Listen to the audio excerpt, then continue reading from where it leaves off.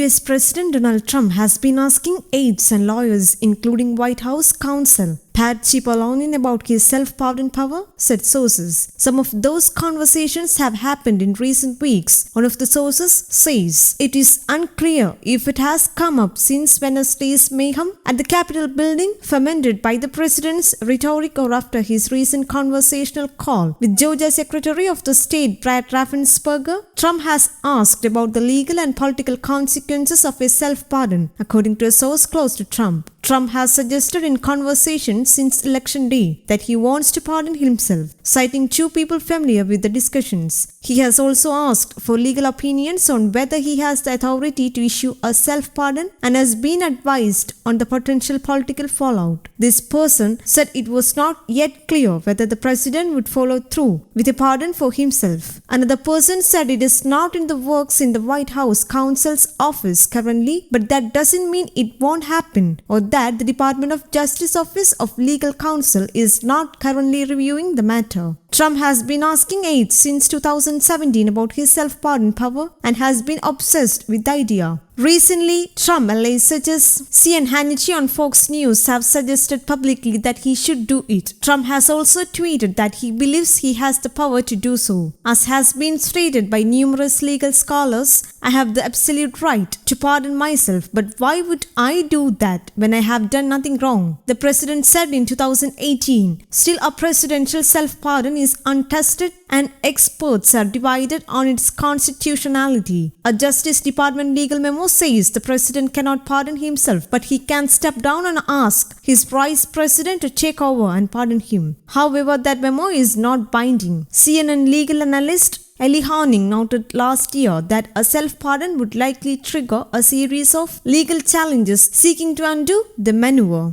A prosecutor first would have to indict Trump. Notwithstanding the self-pardon, then the issue would be litigated in the courts, likely up to the Supreme Court. Given the weight of the constitutional and historical authority, including the Justice Department opinion, and the stated intent of the framers, a self-pardon likely would not stand, but there is almost no downside to Trump in at least giving it a shot and seeing if it sticks, Horning wrote in July. A meager shield is better than no shield at all, he said. Trump has largely used his broad clemency powers on criminals who are loyalists, well-connected or adjacent to his family. He has also largely ignored the established government process to review and recommend clemency requests instead of relying on the word of friends, donors, and Fox News hosts. Last month, he announced a wave of high-profile pardons, including for longtime ally Roger Stone, former campaign chairman Paul Manafort, and White House senior advisor Jared Kushner's father Charles. While all presidents issue controversial pardons at the end of their terms, Trump has moved at a faster pace than his predecessors, demonstrating little inhibition